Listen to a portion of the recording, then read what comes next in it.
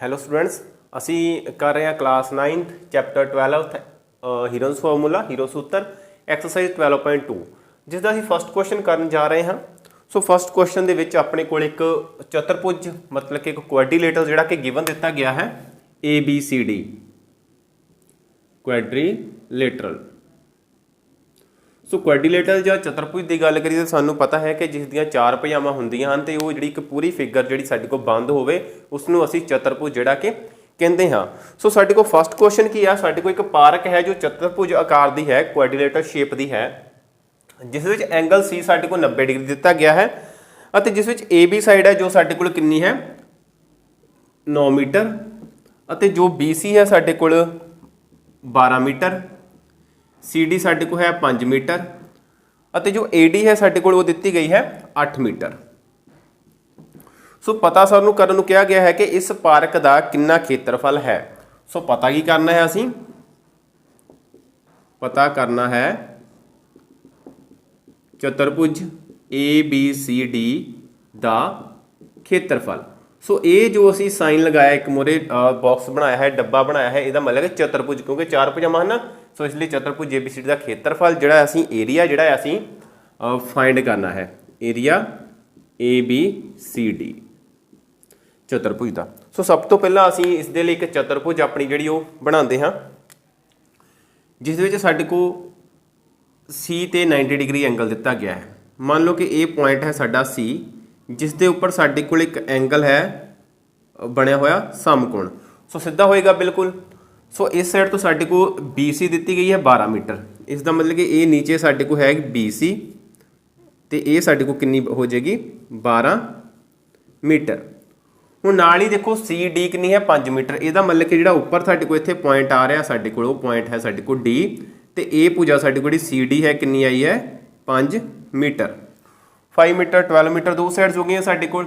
AB 9 metre है तो AD साडे कोल 8 मीटर है।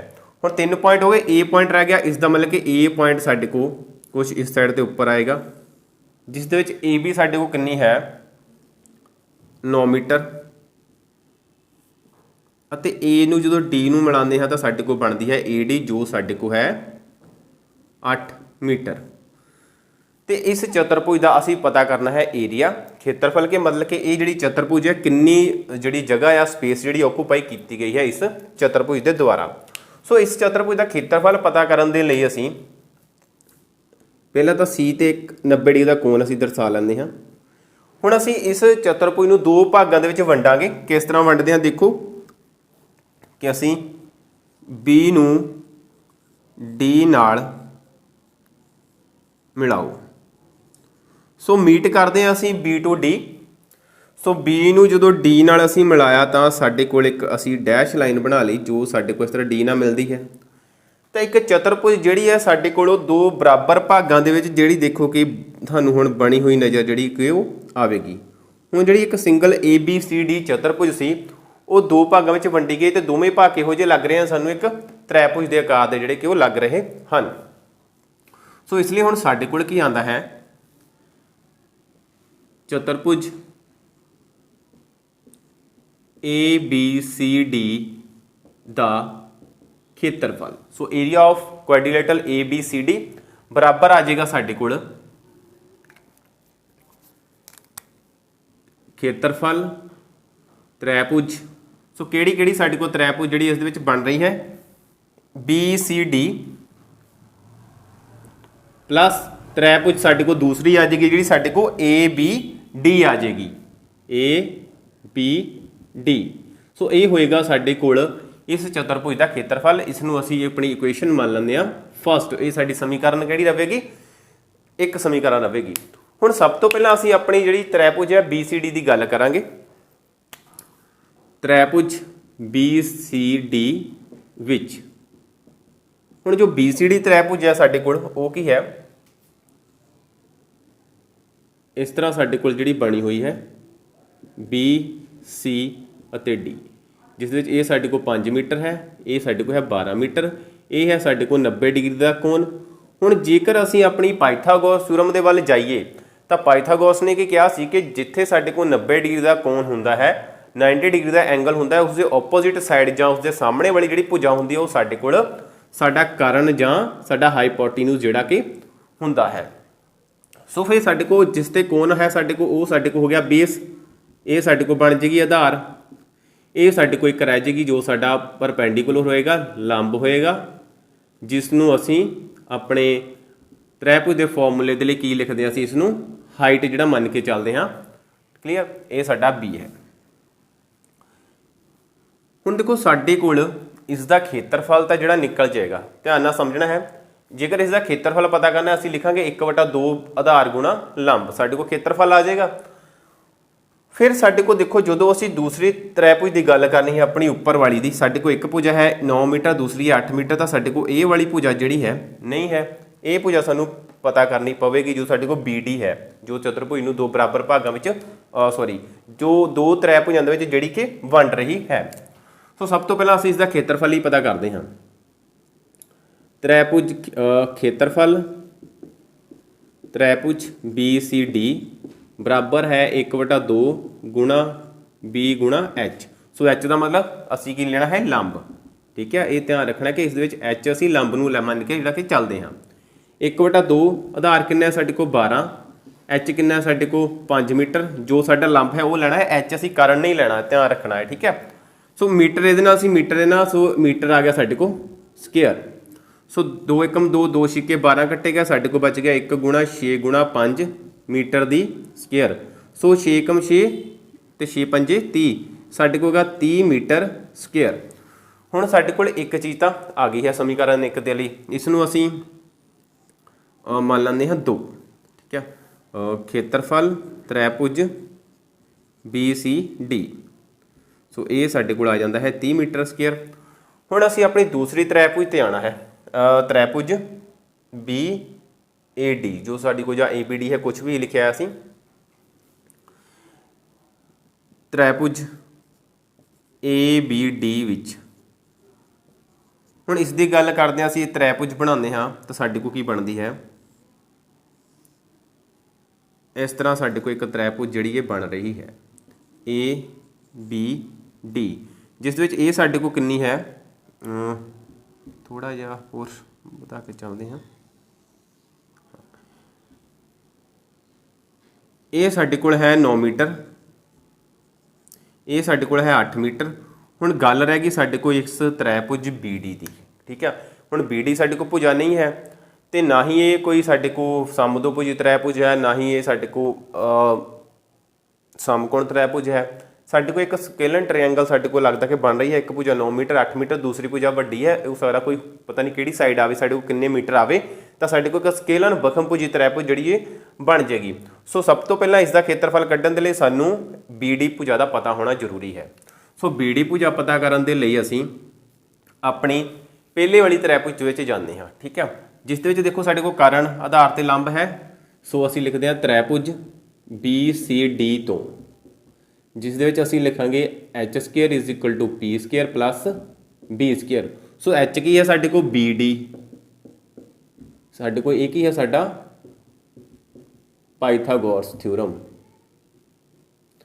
बी डी का स्केयर पी कितना है साडे को सी डी का वर्ग प्लस बी कितना है साडे को बी सी का सारे का वर्ग। सो बी डी असी वर्ग रखिया, सी डी कितनी है 5 का वर्ग प्लस साडे को बी सी कितनी है 12 का वर्ग, साडे को बी डी का वर्ग आ जाता है 25 प्लस 144। सो बी डी पता करना है, असीं की करांगे बी डी का जो वर्ग से इस साइड ते वर्गमूल हो गया, साडे को आ गया 169। सो बी डी कितना आ जाता है साडे को 169 का वर्गमूल 13 आ जाता है साडे को, ये आ जाएगा साडे को 13 मीटर। सो ये होया जिहड़ा साडे कोल सॉरी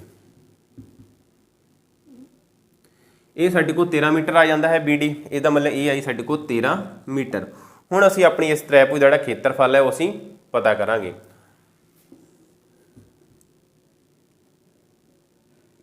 खेत्रफल त्रिभुज ए बी डी पता करने लिए सब तो पहला सानू एस पता करना पऊगा। एस की हुंदा साडे को P/2, मतलब कि P का मतलब परिमाप। असीं लास्ट क्लास जो लगाइयां हैं 12.1 एक्सरसाइज के लिए, उस दे विच असीं सारा कुछ एस वगैरह सारा क्लीयर करके चलने हाँ।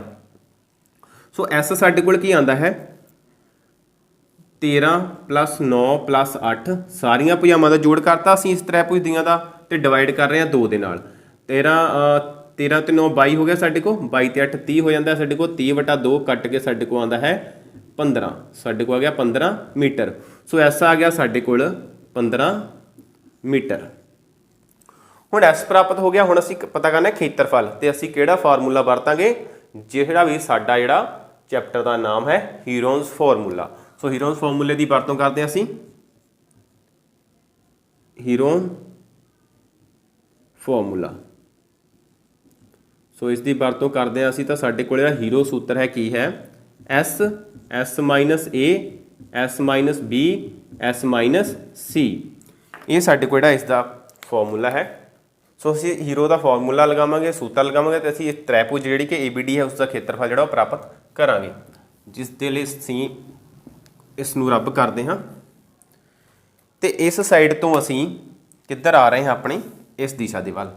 ਹੁਣ ਸਾਡੇ ਕੋਲ ਫਾਰਮੂਲੇ 'ਚ ਵੈਲਿਊ ਭਰਨੀ ਆ ਅਸੀਂ S ਦੇਖੋ ਸਾਡੇ ਕੋਲ ਕਿੰਨਾ ਹੈ 13 ਸੋ 13 - A ਸੋ A ਕੀ ਹੈ ਸਾਡੇ ਕੋਲ ਇਹ ਜਿਹੜੀਆਂ ਭੁਜਾਵਾਂ ਹਨ ਸਾਡੇ ਕੋਲ ਉਹ ਸਾਡੀਆਂ ਜਿਹੜੀਆਂ ਕਿ ਸੌਰੀ S ਕਿੰਨਾ ਸਾਡੇ ਕੋਲ 15 ਮੀਟਰ ਇਹ ਆ ਸਾਡਾ 15।